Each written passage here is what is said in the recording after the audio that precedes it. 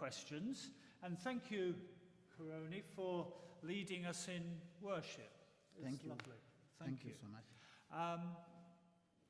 Some of you will have heard me say this already, but it's almost 13,000 kilometers, more or less as the crow flies, from Msvingo, which is a city, or a town south of Harare, the capital city in Zimbabwe.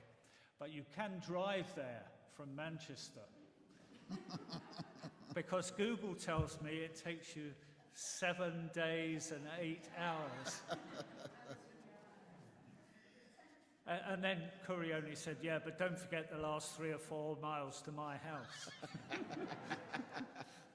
So it's good to welcome you from such a distance. And the idea of the question and answers is that we'll be able to find out a little bit more about you in a formal sort of way, but there'll be plenty of opportunity afterwards for you to ask your own questions of Nancy and Corioni. From what I've seen of the last 10 days or so, they're very happy and comfortable sitting down and talking to people and enjoying conversation and getting to know you. So these questions that I'm going to ask now are ones that different people have or churches have put in advance. So the first one of these is, can you tell us something about the 3 churches which you serve in Zimbabwe, the sort of problems which the people face there, and how your experience of that will benefit us? Oh, thank you so much. Thank you for the warm welcome in the UK. Thank you so much. I've always been told by people that you brought at least the sun. I don't know, hopefully when we go back that, are we going to take the sun with us? But all the same, thank you. It was quite a wonderful time being with you. Yes, I am a minister in a congregation called Masvingo Presbyterian Church. That is the congregation that is located in the town, a small town called Masvingo. Although we call it a city, it's quite a small town. There in Masvingo, that's where the main church is. It's quite an aged church, but not so much, about 60 years or so. It's quite a young church, actually. And that church, it's more like it's a community church built in the suburbs, with people. Most of them are young people, and a few aged people, a few elderly people in the church.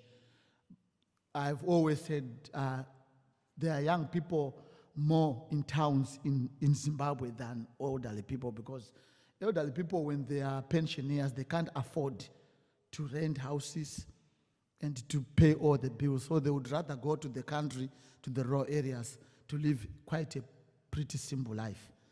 So that's why you would see that many young people who are still looking for jobs, they become members of the church. So the congregation is about 100 or 120 people in terms of membership. But when it comes to people who actually come to church, around 60, 70 regular attendance or once in a month. That's the congregation. But we have 2 rural other congregations that were planted, that we started. One is about 28 kilometers away from town. The other one is about 40 kilometers further into the rural areas. Those ones, people come in big numbers. But the one in town, very few people come. One of the reasons is because most of the young people who were members of the church, on Sundays, they spend most of the time trying to make a living. So they are running around and trying to find jobs or some pieces of work they could be doing so that they earn a living. But it's a young church, very vibrant church, more African and more Zimbabwean in approach in terms of worship and in terms of responding to the word of God. They love singing and they love just some time of fellowship. So that is about how the church functions. I've been in that church for the past 10 years. I was there in 2011 up to now. We have seen a lot of things. We have seen some projects that we have managed to do together, like bringing water at the church because there was no water. And then we worked together to try and make sure that there was a borehole at the church so that the community can use the borehole because the place is dry and the council cannot provide water. So we asked for friends to help us drill a borehole. And the borehole is there serving the community. So these are some of the projects we're doing. We are trying to do lawn. We also have a preschool there where some volunteers are also coming in and teaching the young kids and helping them so that they can be accepted in the schools.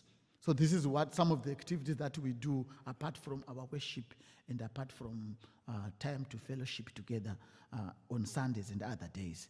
So this is what a little I can say about the church in Masvingo, and well, that's what I can say. So you do have to travel quite a bit to the outlying ones? Yes. At least once in a month, I have to do a whole communion in Masvingo, another communion in another communion, at least once in a month. On the same day or different days? No, we have to allocate days along the whole month so that everyone has a chance to. We don't want to do it in such a way that you just pass by like you are flying past. Yeah. So I have to go there, do a service, you have time with them, you have Holy Communion, and then that day is theirs. Yeah. There's nothing worse than having a flying minister, is there? Of course. Better to be grounded and have time for people on the day that you go there. Right, so because COVID has been such a big thing, someone's asked, what about vaccinations in Zimbabwe? How's it all going? What's it like for ordinary people? Yes, vaccination, for sure, COVID-19 has been a pandemic worldwide, and we were not spared. We had our own challenges. We are vaccinated. I am vaccinated 2 times with the Chinese vaccine, Sinopharm, and they are using Sinopharm, they are using Sinovac, they are using this Russian one. Yes, Sputnik. They are also using this Indian one. Yeah. So those were the vaccines that were supplied by the government to people. Of course, the government workers, civil servants were forced to vaccinate, but also the church leaders were actually encouraged to vaccinate. So Nancy and I, we were vaccinated because we wanted to encourage the church to be vaccinated. So we were first to go to be vaccinated, and we announced that we have received our vaccination. They were now doing the boosters, but they have relaxed a little bit now because they were saying the infection rate has gone quite low. So yes, they are vaccinating people, and we have been in much compliance with trying to make sure that everyone is safe. Thank you. So you mentioned just now that you are a Presbyterian church. Yes. And one church wants to know something about the denomination of which you're a minister in Zimbabwe, and perhaps you can say something about the wider work that you do as part of your ministry. Yes, the Presbyterian Church is quite an old church in Zimbabwe. It was founded in 1893 by the missionaries who were coming from South Africa during the time when European people were coming into the country. There was also a group of European people who were Presbyterian, who were Scottish, and they also started a Presbyterian church in a city called Blaawai. And that's where they erected the first church in 1896. They put a building there. That's our first Presbyterian church. We celebrate it because that's our first church building. In 1903, they built another church in Fort Salisbury. That was the capital then. It is now Harare. That was when the second building was built. So all other churches of the Presbyterian spread from those two churches. Now, originally the church was like this. Most of the Shona people were not part of that church because what the missionary were doing in our country, they would allocate regions. That this southern region is for the Reformed churches. The eastern region is for the Methodist. The other region is for the Salvation Army. So they didn't want people to mix up in terms of evangelism. So the Presbyterians were kind of put in towns. So in towns, the other Presbyterians were in Malawi and in Zambia. So people from Malawian descent and Zambian descent were the ones who would come into the country and join the Presbyterians. So the mother church would build a congregation for them along the railway. We used to call it the church along the railway lines. That was the name it was called. But as time went on, they started to expand, but not so much into the rural areas, because if we talk of Masvingo, it's more of Reformed church. You talk of the eastern side, it's more of United Methodist churches that were given to evangelize those places. So it's now about 100 plus some years. We operate this way. There is a General Assembly, both the Presbyterian Church is in South Africa, in Zimbabwe, in Zambia, and recently in the Democratic Republic of Congo. We used to have 19 presbyteries, which probably we may call synods, but they were presbyteries. They didn't. We have actually those other guys in Zambia who wanted a particular synod in Zambia and one in South Africa, but we always operated with presbyteries that were converging under the General Assembly. Now we're now 20 because of DRC that joined. So all these churches, we have committees of the General Assembly, which also becomes committees of the presbyteries, and they work in different parts of the country. In Zimbabwe, we have a presbytery of Zimbabwe. The whole country is one presbytery. And I can tell you the reason. The reason was in 1980, when we got our independence, there was this tribal issue. People were so tribal, divided on tribal lines. So when we tried the presbytery of Matabeleland and presbytery of Mashonaland, it was like fueling tribalism in the church. So it was decided that no, we cannot go on as a church like this. It's better we have one presbytery and work on issues of becoming one church. So formerly it was Presbyterian Church of Southern Africa. But in 1999, it joined with other Presbyterian churches and congregational churches in the Southern Africa to become the Uniting Presbyterian Church in Southern Africa. Uniting, not united. Because they said we keep on uniting. It's a process that goes on and on and on. So we cannot say united as if we are done. So that is why we are called uniting. So that was the church where I am. So we are now about 21 years, 22 years, celebrating the Uniting Presbyterian Church in South Africa. I've worked with that church. I've been in committees of the General Assembly. Currently, I'm actually serving as the committee in Doctrine and Worship. I'm a member of the General Assembly Committee. I'm convener of Doctrine and Worship in the Presbytery of Zimbabwe.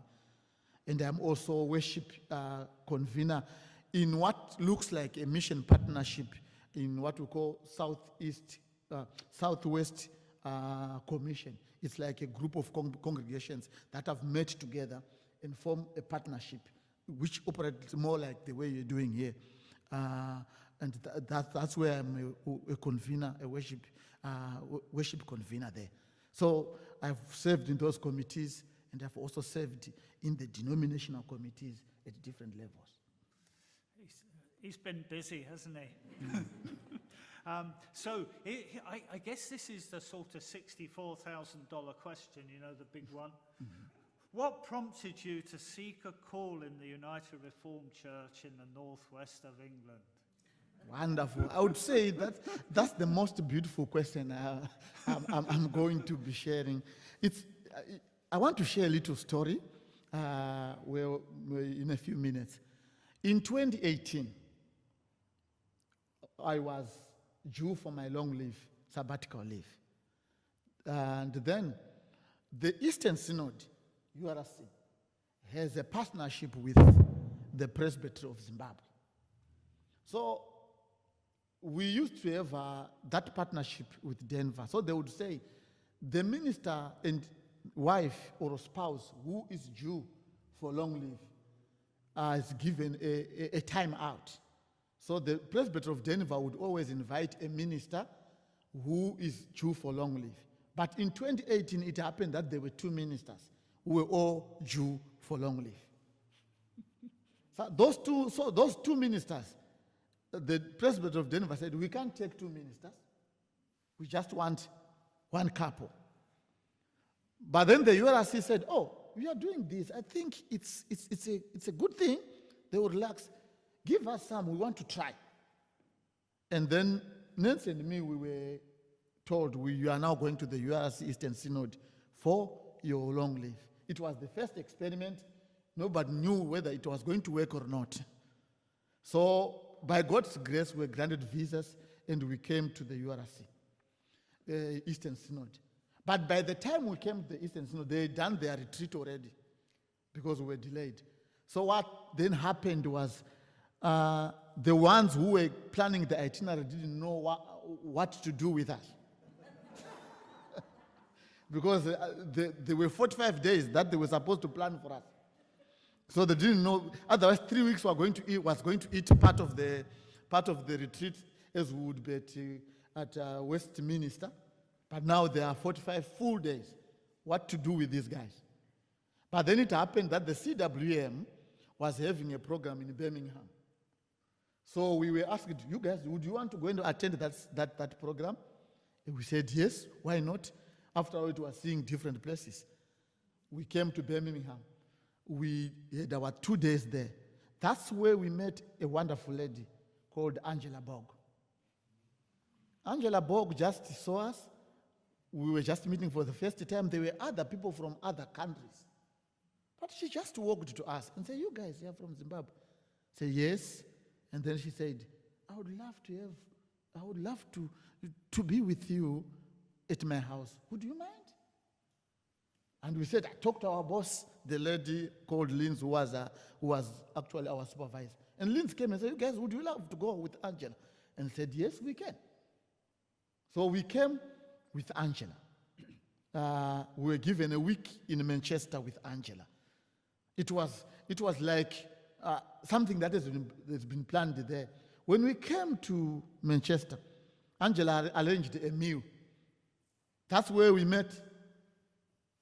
Yes, we met a long time ago. We met Johnny. And Johnny as We well. met Adam. We met a number of people, and we were just talking and talking.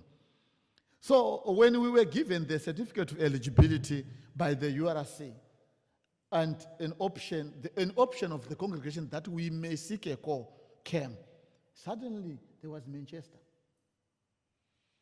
And we applied, and we thought, this is God who have been always trying to bring us together.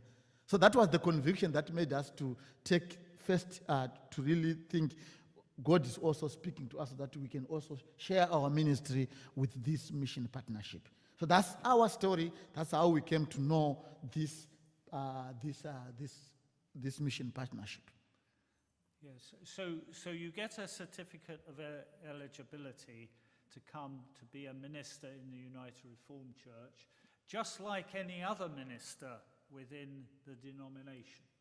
So if you get called, you can stay and develop your ministry, and then if you feel that God calls you somewhere else, then you can go and do something else in the United Reformed Church. So it's a really good way of inviting people to come and share in ministry in the United Reformed Church. And we can blame all this on Angela Borg. Do you know, I've refrained from phoning Angela because I thought it wasn't quite right to phone her.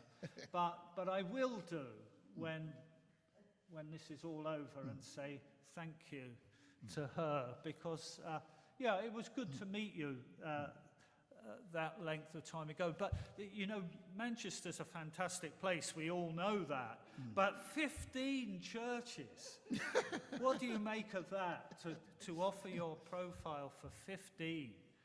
I mean, I was a bit, when I finished, I only had 3. And they said to me, well, you could have a few more and carry on in retirement, do another few years. And I said, well, I don't think I will. But you've opted to come for a share of 15. What attracted you about that? I really think I've never, in Zimbabwe, you rarely see a minister who works with one congregation or 2. Somebody's working with 3, and sometimes that person is an interim moderator of 3, 4, 5 congregations. And that's always, I think it's a good challenge, a wonderful one for that matter, because it makes you alive. You are always working. You are always trying to explore, widen how you do ministry. I really acknowledge that 15 congregations is quite a lot. I acknowledge that. But I still think that it's something that we can do with an understanding that you have a big room to expand ministry. You are not going to say, I think I can't think of something new, because you always meet new things and new ways of doing things within those congregations. Yeah, I mean, I do know that some pastors in Africa might have 35 churches, so it's actually better to come here. So another question that you touched on in your sermon, and I guess Nehemiah had all sorts of qualities as a leader, because you don't get city walls built, do you, unless you can persuade people to do things. So you will be a leader amongst us, and some people would like to know, what experience do you have as a minister in taking up leadership roles? How have you been developing leadership amongst other people? And what particular skills do you think you bring to a role like that? Now, we did try and do a sort of ministerial audit before Kurioni came, but Johnny and Marion ran out of time and we never got it fully together. But by God's grace, maybe it'll all meet together somewhere. So let's hear what you think about that.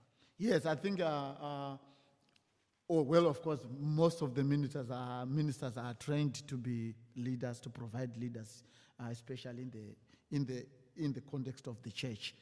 I've been in the church where I am for the past 10 years. When I was in college in Zambia, normally, you know, people would not trust a foreigner with a leadership position. But then the students, we were at a college, and the students would always elect one of theirs to be a leader. But they actually came and elected me to be president of the students at Justomale. They saw the leadership qualities.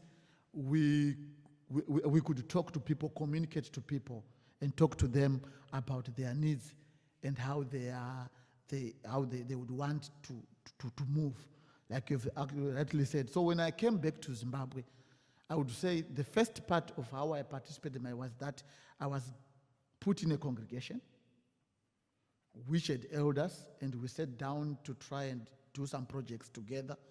It had youth who wanted career guidance. We were part of that, training them, some of them to start serving the Lord, because it's not easy in a country where there's no employment to convince young people to say, come and serve in the church. I was also part of that person, the leaders who would encourage young people especially to go to ministry. Because in our context now, ministry is no longer as popular as it was. People don't like to go to, they would rather choose to do something else.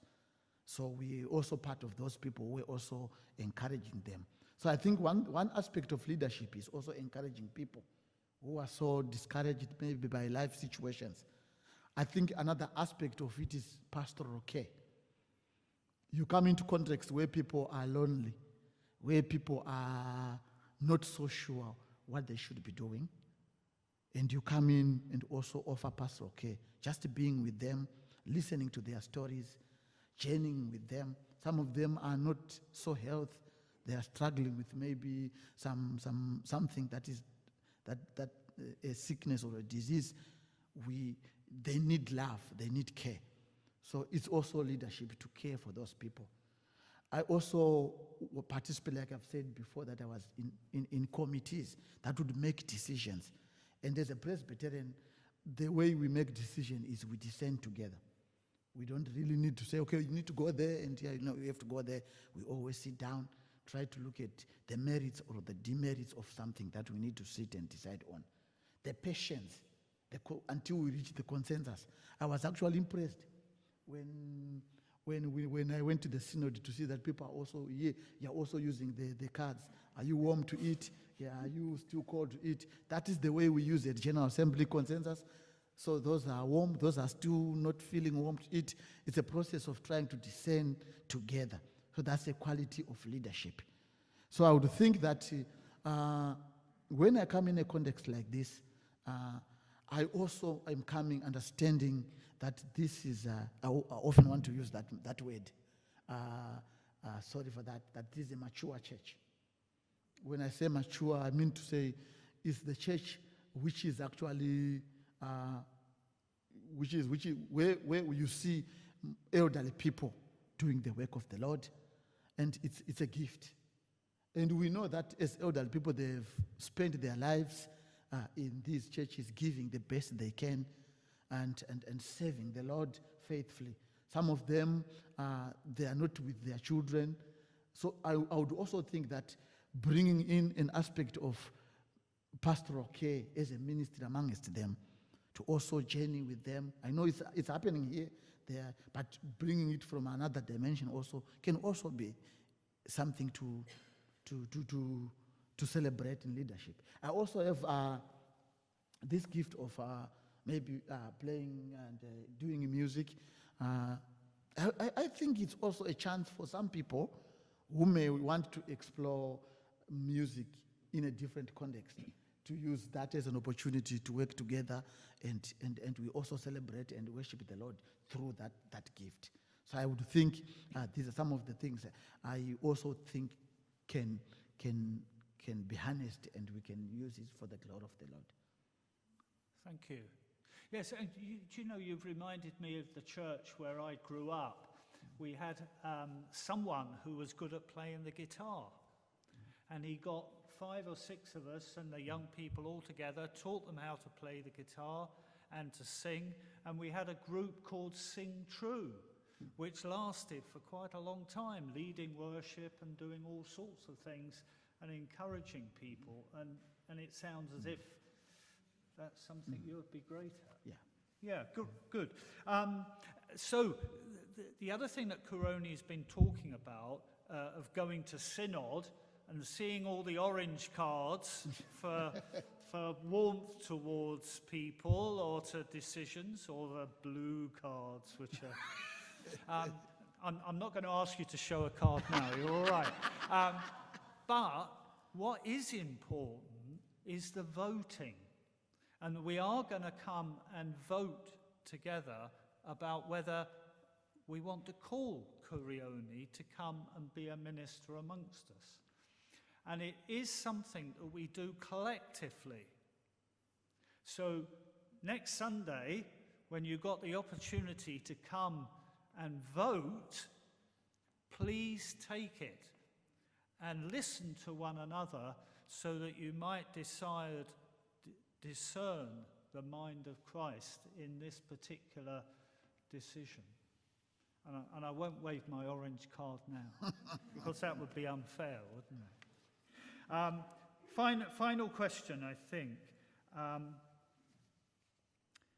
So someone said, we feel a bit bowed down at the moment by our anxieties. Things do get on top of you from time to time, don't they? For ourselves and our families, for our churches and our synod, and for our world and climate change and the war and COVID, there's a lot to be a bit depressed about, really. So the question is this, really: from your visit to our partnership, what signs of hope did you see? Oh, thank you. I think I saw a lot of signs of hope when I visited. The last 2 weeks I was with you.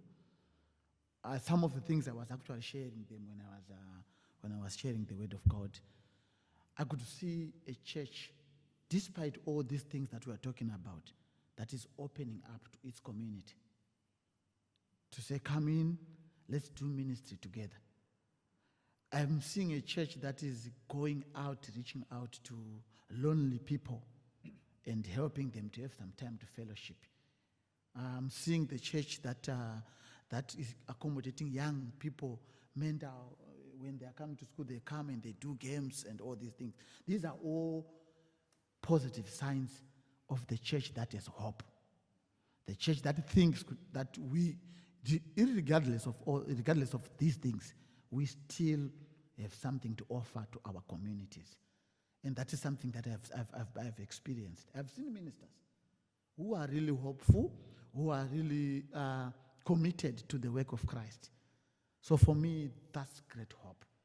I've sat down with elders, sat down with people, elderly people, some of them in their 90s, here in this missional partnership.